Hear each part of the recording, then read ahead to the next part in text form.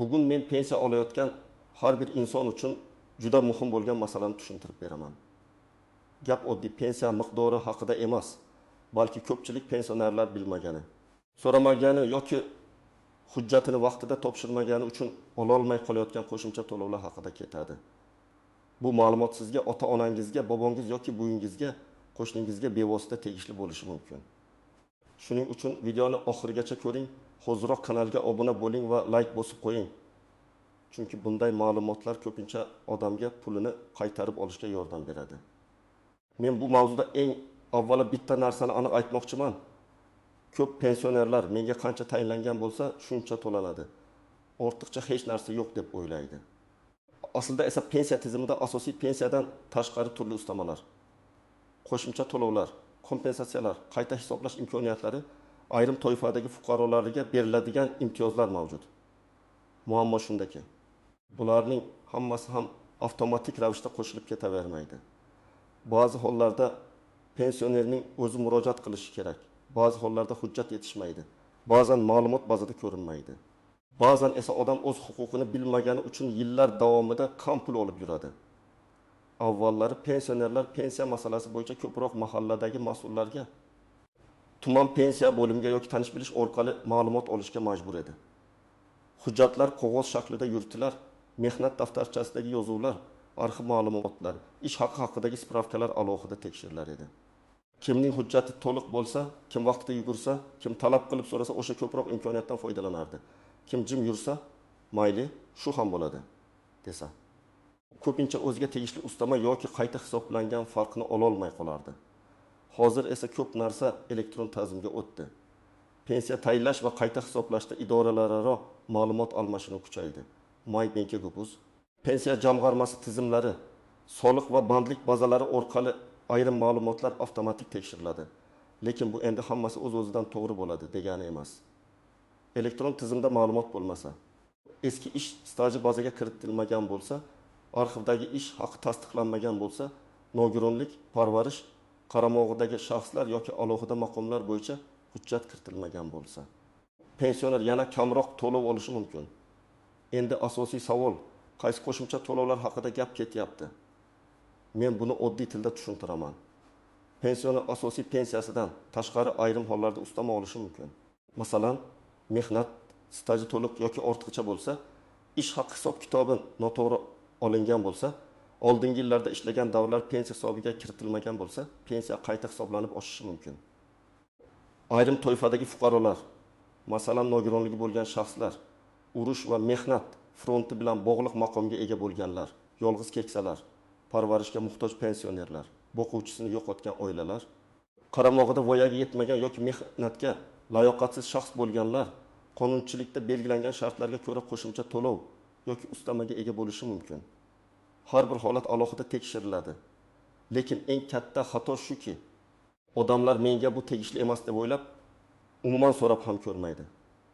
Men amaliy misol keltiraman. Tasavvur qiling, 18 yoshli otaxon pensiyaga chiqqanida uning mehnat daftarchasida 30 yil ish staji ko'rsatilgan.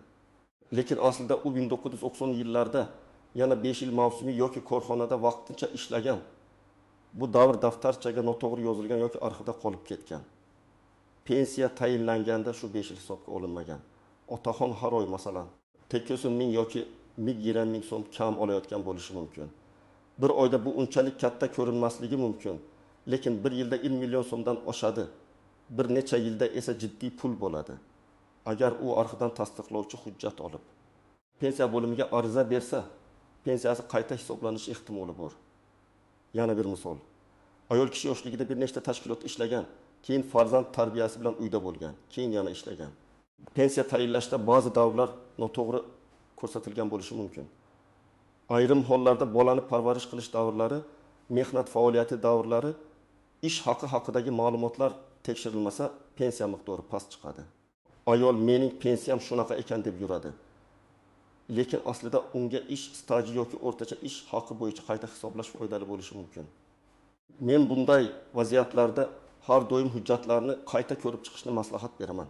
3-misol. Pensionerning qaramog'ida nogironligi bo'lgan farzand. Mehnatga layoqatsiz turmush o'rtog'i yoki voyaga yetmagan bola bo'lishi mumkin.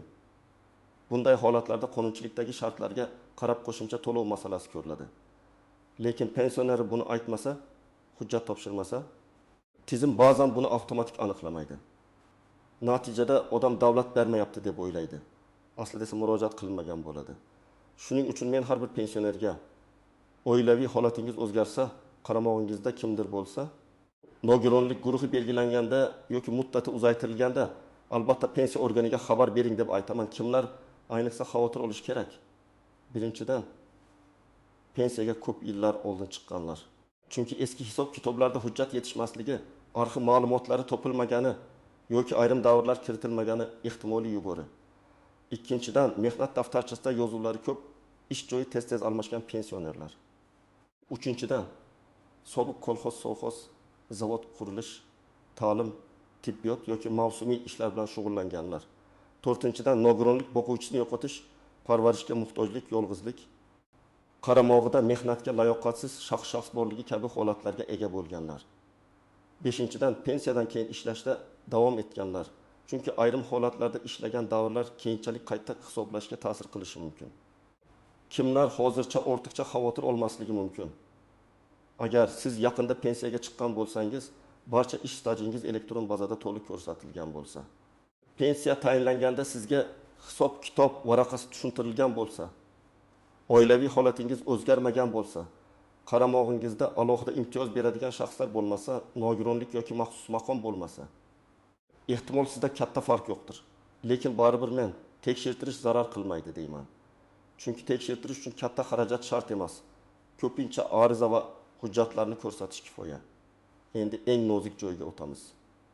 Nega pensionerlar bu to'lovni ololmay qoladi? Birinchi sabab axborot yetishmasligi. Ko'pchilik qonunlarni o'qimaydi, yangiliklarni kuzatmaydi. Pensiya bo'limiga esa faqat muammo chiqqanda boradi. Ikkinchi sabab hujjat yetishmasligi. Ishlagan joyi yopilgan, arxiv qayerdaligi noma'lum, mehnat daftarchasida muhr sana noto'g'ri, lavozim nomi tushunarsiz bo'lishi mumkin. Uchinchi sabab murojaat qilmaslik. Odamlar idoraga borishdan cho'chiydi, navbatdan qo'rqadi, baribir foydasi yo'q deb o'ylaydi. To'rtinchi sabab noto'g'ri maslahat. Ba'zan kimdir senga tegishli emas deb yuboradi, lekin bu rasmiy javob bo'lmaydi. Men har doim og'zaki gapga emas, yozma javobga tayanishni maslahat beraman. Muhim nuansa, qo'shimcha to'lovlarning hammasi bir xil tartibda berilmaydi. Ba'zilari huquq paydo bo'lgan kundan hisoblanishi mumkin. Ba'zilari ariza berilgan kundan, ba'zilari hujjat topshirilgan va tasdiqlangan vaqtdan boshlab qo'llanadi. Shu sababli kechikish pensionerning zarariga ishlashi mumkin. Masalan, sizda 1 yil oldin qo'shimcha ustama olish huquqi paydo bo'lgan, lekin siz bugun murojaat qildingiz. Qaysi davrdan to'lanishi aniq holat va amaldagi tartibga bog'liq bo'ladi. Shuning uchun men keyingi oy boraman demang, imkon qadar tezroq ariza bering deyman. Yana bir tuzoq bor. Odam pensiyasi oshganini ko'rib, hammasi to'g'ri deb o'ylaydi. Masalan, indeksatsiya bo'ladi. Eng kam pensiya yoki bazaviy miqdor oshadi. Hammaning pensiyasi ma'lum foizga ko'tariladi. Lekin bu sizga tegishli alohida ustama hisoblanganini anglatmaydi. Umumiy oshirish boshqa, shaxsiy hujjatlaringiz asosida qayta hisoblash boshqa. Agar sizning stajingiz noto'g'ri hisoblangan bo'lsa, umumiy oshirishdan keyin ham siz baribir kam olayotgan bo'lishingiz mumkin. Yana bir holat, pensioner ishlashda davom etadi. Ko'pchilik men ishlasam pensiyamga ta'siri yo'q yoki ishlaganim uchun pensiyam kamayadi deb noto'g'ri tushunadi. Amaldagi tartiblar vaqt o'tishi bilan o'zgarishi mumkin. Shuning uchun ishlayotgan pensioner har yili yoki kamida muhim o'zgarish bo'lganda pensiya hisob kitobini tekshirtirishi kerak. Ish beruvchi siz uchun soliq va ijtimoiy to'lovlarni to'g'ri ko'rsatganmi? Mehnat shartnomangiz rasmiy yuritilganmi? Ma'lumot bazaga tushganmi? Bularning hammasi ahamiyatli. Norasmiy ishlagan davr esa ko'pincha pensiya hisobiga foyda bermaydi. Endi amaliy qadamlarni aniq aytaman. Birinchi qadam. O'zingizning pensiya turini va hozirgi miqdorini aniqlang. Yoshga do'yir pensiyami, nogironlik pensiyasimi, bo'g'uvchisini yo'qotganlik pensiyasimi yoki nafaqami? Buni bilish kerak. Chunki har birining qo'shimcha to'lov bo'yicha shartlari boshqacha bo'lishi mumkin. Ikkinchi qadam, pensiya tayinlangan paytdagi hujjatlarni toping. Mehnat daftarchasi, ish haqi to'g'risidagi ma'lumotnoma, arxiv spravkalari, diplom, harbiy xizmat hujjatlari, bolalar tug'ilganligi haqidagi guvohnomalar, nikoh yoki ajrim hujjatlari, nogironlik haqida ma'lumotnoma, qaramog'idagi shaxslar hujjatlari kerak bo'lishi mumkin. 3-qadam. Pensiya jamg'armasining tuman yoki shahar bo'limiga yozma ariza bilan murojaat qiling. Arizada oddiy qilib yozing. Mening pensiyam miqdorini qayta tekshirib berishingizni, ish stajim, ish haqi ma'lumotlarim, mavjud ustama va qo'shimcha to'lovlarga huquqim bor yo'qligini aniqlab berishingizni so'rayman. Arizani 2 nusxada tayyorlash mumkin. Bittasini topshirasiz, ikkinchisiga qabul qilingan sanani qo'ydirib olasiz. Agar elektron murojaat qilmoqchi bo'lsangiz, My.Back.uz orqali yoki tegishli rasmiy kanallar orqali murojaat yuborish imkoniyatini tekshiring. 4-qadam, faqat og'zaki javob bilan cheklanib qolmang. Agar xodim sizga hech narsa chiqmaydi desa, hurmat bilan iltimos yozma javob bering deb so'rang. Yozma javobda nima uchun rad etilgani, qaysi hujjat yetishmayotgani, qaysi norma asosida qaror qilinganini ko'rish mumkin. Ana shundan keyin siz xatoni aniqlaysiz. Balki arxiv hujjati yetishmayotgandir. Balki ish stajining ma'lum davri tasdiqlanmagandir. Balki oilaviy holat bo'yicha qo'shimcha ma'lumot kerakdir. 5-qadam, arxiv bilan ishlang. Agar sizning eski ish joyingiz yopilgan bo'lsa, bu ish staji yo'qoldi degani emas. Ko'p tashkilotlarning hujjatlari davlat arxiviga, idoraviy arxivga yoki huquqiy voris tashkilotga topshirilgan bo'ladi. Siz ishlagan korxona nomi, taxminiy yillar, lavozim, joylashgan hududni aniq yozib arxivga so'rov yuborish mumkin. Masalan, 1995 yildan 1992 yilgacha falon zavodda ishlaganman. Ish stajim va ish haqim haqida ma'lumotnoma berishingizni so'rayman deb yoziladi. Arxivdan kelgan javob pensiya qayta hisoblashda juda muhim bo'lishi mumkin. 6-qadam, hisob kitobni tushunishga harakat qiling. Men pensionerlarga doim aytaman, faqat qancha chiqdi deb so'ramang, nima asosida chiqdi deb so'rang. Necha yil staj hisobga olingan, qaysi yillardagi ish haqi olingan, qaysi davrlar kiritilmagan, qaysi ustamalar qo'shilgan, qaysi qo'shimcha to'lovlar rad etilgan. Agar siz bu savollarni bermasangiz, xato bor yo'qligini bila olmaysiz. 7-qadam, agar siz javobdan norozi bo'lsangiz, yuqori turuvchi tashkilotga murojaat qiling. Avval tuman yoki shahar bo'limi, keyin hududiy boshqarma, zarurat bo'lsa respublika darajasidagi mas'ul organlarga yozish mumkin. Shuningdek, fuqarolar murojaatlari bo'yicha rasmiy portallar orqali ham ariza yuboriladi. Eng muhimi, hissiyot bilan emas, hujjat bilan gapiring. Menga kam berishyapti degandan ko'ra, mana shu davr ish stajim hisobga olinmagan. Mana arxiv ma'lumoti, qayta hisoblab berishingizni so'rayman desangiz, natija olish ehtimoli ancha yuqori bo'ladi.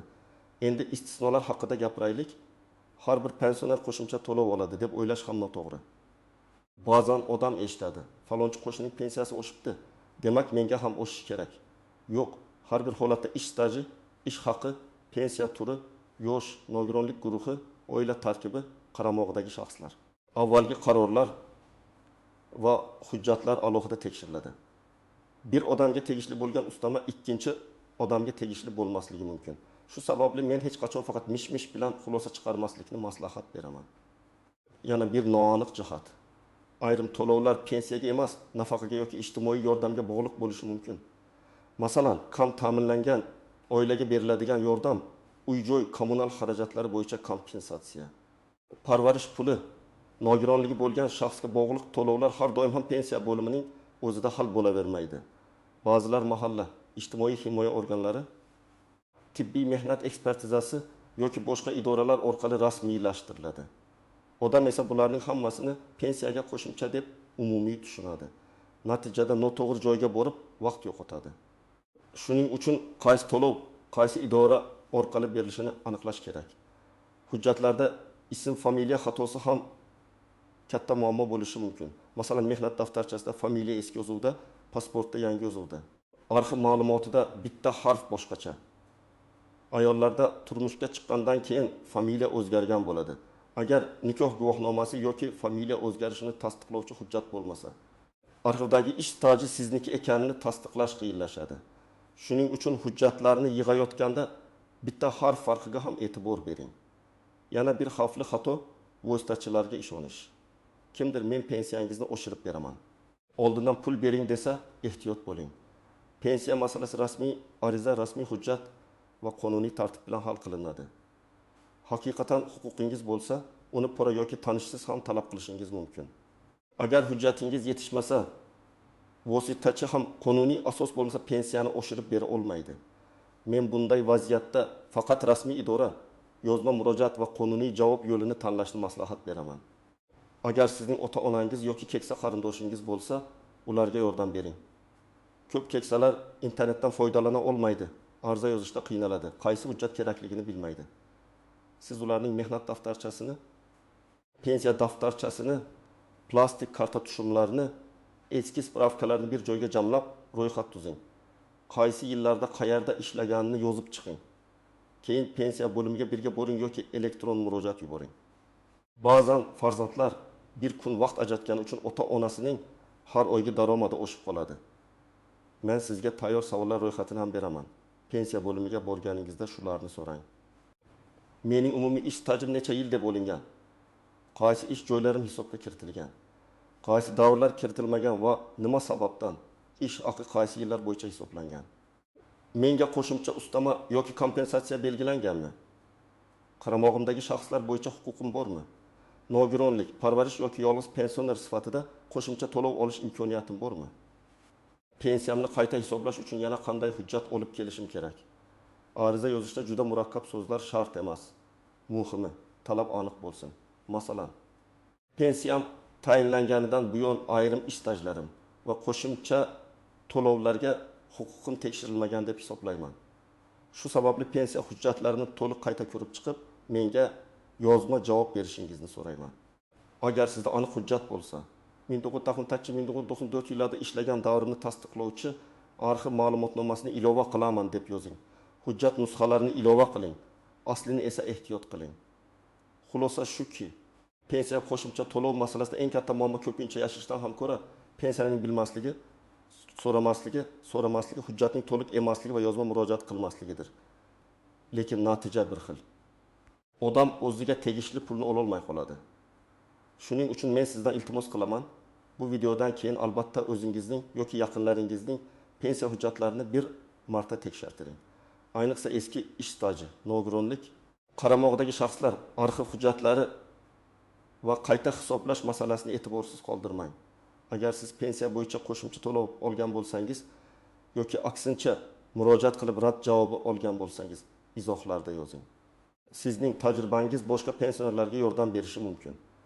Videoga like bosing, kanalga obuna bo'ling va bu ma'lumotni ota-onangizga, qo'shnilaringizga, qarindoshlaringizga yuboring. Chunki bugun bitta odam o'z huquqini bilsa, ertaga uning har oygi daromadi oshishi, hayoti biroz yengillashishi mumkin.